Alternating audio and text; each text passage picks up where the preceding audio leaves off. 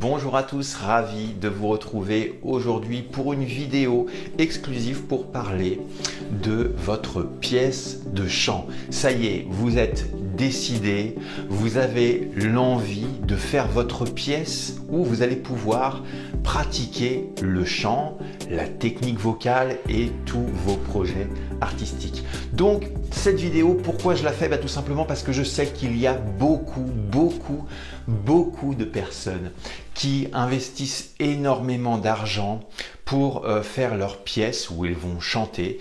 Et moi, je voulais voir un petit peu avec vous qu'est-ce que j'allais pouvoir vous apporter pour vous aider tout simplement et construire votre pièce avec un budget raisonnable sans pour autant péter le budget comme certaines personnes peuvent le faire. Vous allez voir dans cette vidéo plusieurs étapes, les erreurs bien sûr qu'il faut éviter, les erreurs de compréhension et puis bien sûr pour ceux qui vont rester un petit peu plus loin dans cette vidéo, je vais vous aider un petit peu plus encore. D'accord? Donc la première des choses qu'il faut comprendre, c'est déjà le comment on fait pour faire sa pièce de chant. Car vous êtes peut-être dans cette situation-là actuellement. Vous avez l'envie, vous avez envie d'être tranquille, vous n'avez pas forcément envie d'entendre les voisins ou vous n'avez pas forcément envie que les voisins vous entendent. Et puis, comment on fait? Comment on fait pour faire une pièce de chant sans non plus se ruiner? Donc, on va voir tout ça ensemble aujourd'hui. Mais avant tout ça, si c'est votre première fois sur cette chaîne que vous venez d'arriver, moi je m'appelle Cédric, je suis professeur de chant et coach vocal. Donc, si tout ce qui a un rapport au chant vous intéresse, je vous invite à vous abonner sur cette chaîne et de déclencher la petite cloche qu'il y a juste à côté. Alors, ce que vous allez découvrir aujourd'hui, vous l'avez bien compris, je suis coach vocal, je ne suis pas quelqu'un qui travaille dans un studio et qui fait l'insonorisation, mais malgré tout, il y a des notions de base à connaître qui va sûrement vous aider.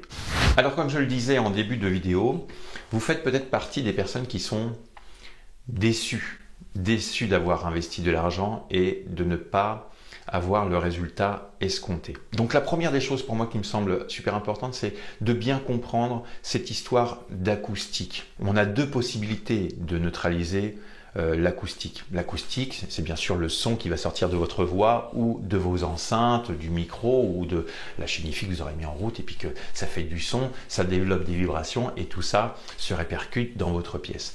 Tout dépendra de ce que vous souhaitez faire. Si vous êtes une personne qui a le souhait de traiter ce qu'il se passe dans la pièce, c'est-à-dire que vous chantez et vous vous apercevez que d'un seul coup, le bruit commence à être de plus en plus fort parce que le son ricoche partout sur les murs, sur le plafond, sur le sol et ça fait beaucoup de bruit. On a pu rencontrer ça par exemple dans des vieux appartements où les murs étaient bien bétonnés.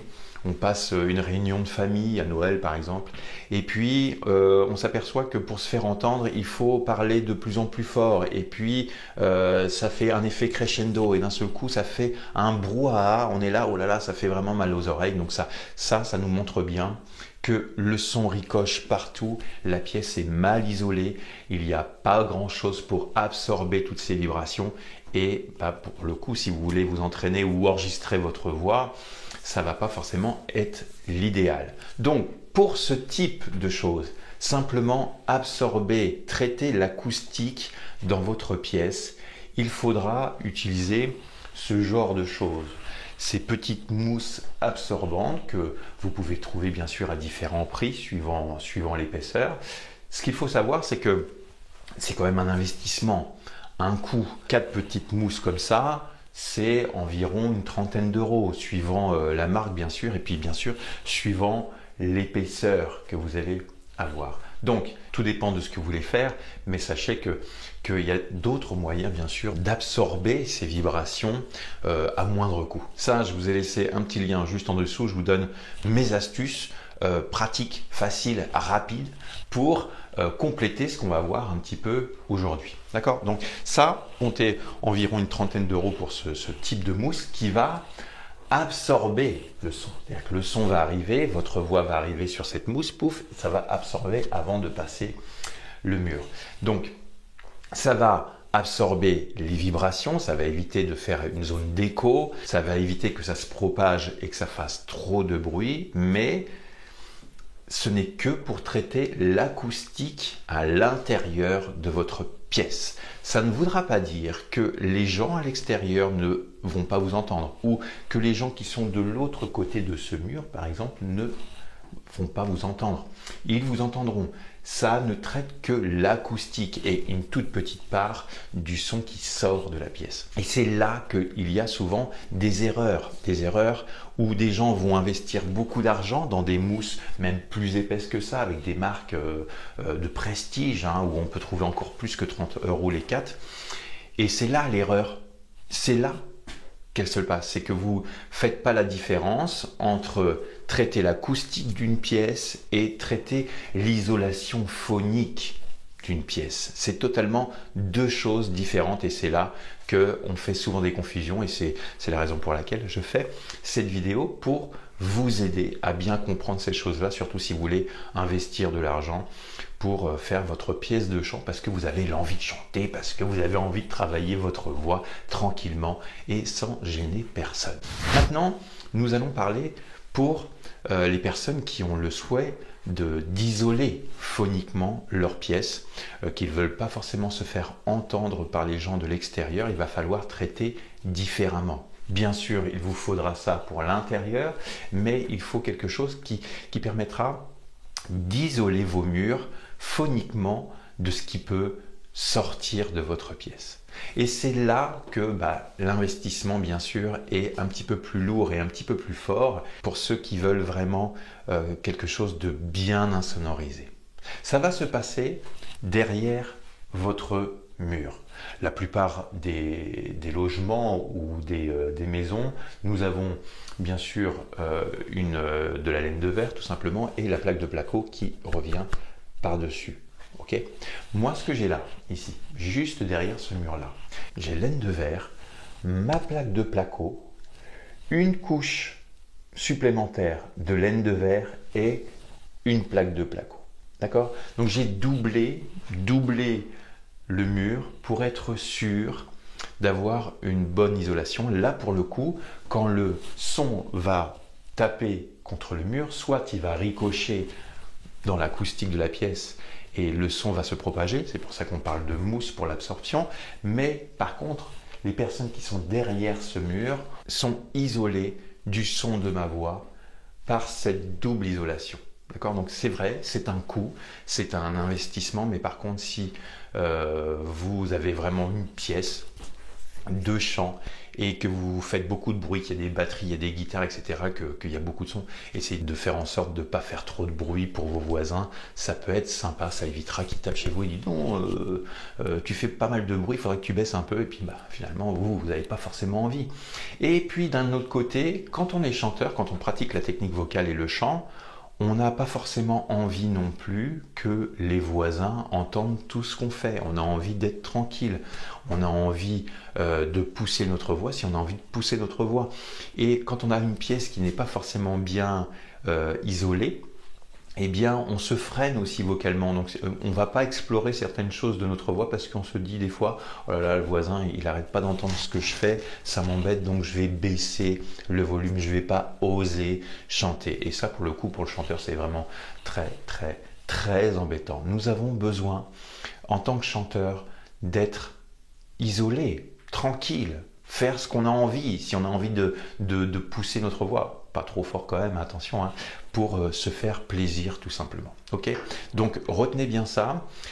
Vous avez l'isolation phonique, donc tout ce qui comporte vos murs, et acoustique à l'intérieur de votre pièce pour absorber les vibrations. Voilà, j'espère que ça vous paraît maintenant un petit peu plus clair. Si vous devez faire un investissement, ne vous trompez pas, ne faites pas cette erreur comme certains de penser que rien que prendre des mousses, ça suffit pour éviter que votre son sorte de votre pièce. Je ne suis pas là bien sûr pour faire de la promo, donc je ne vais pas vous parler de marque ou quoi que ce soit ou de ce qu'il faut pour votre isolation. Vous êtes des grandes personnes, vous allez chercher vous-même ce qu'il faut prendre, parce que moi je ne tiens pas à citer de marque, je ne fais pas de publicité, c'est pas ça le but, c'est vous faire comprendre, vous en tant que chanteur, ce qu'il faut faire si vous souhaitez avoir votre pièce de chant. Ok?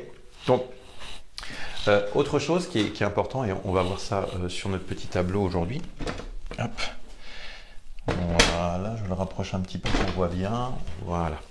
Donc, pour ceux qui veulent aller encore plus loin, pour ceux qui ont vraiment une pièce de répète et puis qui voudraient au moins connaître les notions de base, l'idéal, ça c'est par exemple quand on ne peut pas faire autrement, on est dans une pièce par exemple, je ne sais pas moi, qui est de 15-20 mètres carrés, c'est quand même difficile de vous présenter ce que je vais vous présenter maintenant. Donc on passe par ce phénomène que je viens de vous expliquer, isolation des murs, doublé et l'acoustique. Et puis bien sûr, le petit lien juste en dessous pour découvrir toutes les autres astuces simples et pratiques à mettre en place pour éviter que les voisins vous entendent, c'est-à-dire que éviter de déranger tout simplement. Donc je continue pour les personnes qui ont une grande pièce, par exemple un grand garage, et puis qui se demandent comment ils pourraient faire pour vraiment insonoriser. Imaginons qu'on a une batterie, les guitares qui vont à fond, plus la voix, tout ça, ça fait beaucoup de bruit. L'idéal, c'est de faire une pièce dans une pièce. D'accord ? C'est-à-dire que nous avons notre première pièce. Le tableau, il va tomber.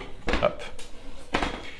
Et l'idéal, hop, c'est de créer une pièce dans une pièce. Ça, c'est vraiment le top du top. C'est-à-dire que là, ici, hop, on a des zones de vide. Et quand vous serez dans cette pièce-là, bien sûr, en traitant ces parties-là quand même, c'est important de les traiter au niveau phonique, d'accord ? Même au niveau du sol, c'est-à-dire qu'on va plutôt opter pour des tapis, par exemple, des choses qui vont un petit peu absorber le son au niveau du sol. Et puis, bien sûr, nous avons parlé du plafond, la mousse acoustique, et puis, bien sûr, ce qui va se passer ici, au niveau de votre isolation, au niveau du plafond.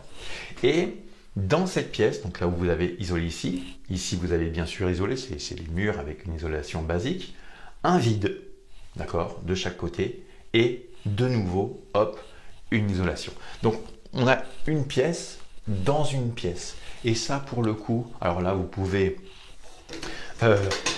mettre à fond les potards. Je peux vous assurer qu'en faisant ce type d'isolation, donc là, c'est vraiment du performant. Là, c'est vraiment si on veut la pièce de répétition avec son groupe, etc. Donc là, on commence à rentrer dans le vif du sujet. Je ne parle pas, bien sûr, de quelqu'un qui souhaite simplement répéter, travailler sa voix. Non, là, pour le coup, pas d'intérêt d'avoir cette chose-là, à moins que vous ayez vraiment l'investissement nécessaire pour le faire et que vous voulez vraiment ça.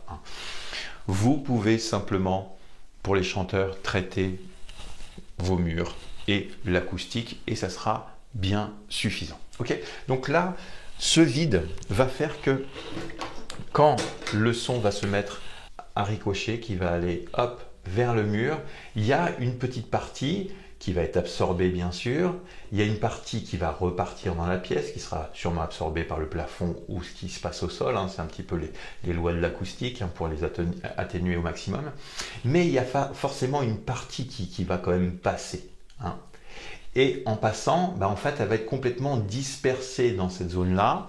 Et même chose, elle va être de nouveau embêtée par l'isolation qui va être ici. Et puis ensuite, votre mur qui est un mur de parpaing. Donc, avant que ça traverse tout ça, ce qui va sortir, peut-être vraiment à la sortie, il va rester des basses fréquences, des sons vraiment très minimes qu'on va à peine entendre, d'accord ? Donc quelqu'un qui sera au-delà de votre portail, il va rien entendre, d'accord ? Tout ce qui a un rapport avec vos portes, les fenêtres, d'autres astuces, eh bien, vous allez le trouver tout simplement dans le petit lien que je vous ai laissé juste en dessous. Je vous donne plein d'autres astuces faciles, rapides et pratiques, sans un coût astronomique, pour pouvoir faire votre pièce de chant et vous faire plaisir. Voilà, j'espère que cette vidéo vous a plu. C'est important de comprendre les choses de base de l'acoustique pour faire votre pièce de chant. On se retrouve très prochainement dans d'autres vidéos. À bientôt. Bye bye.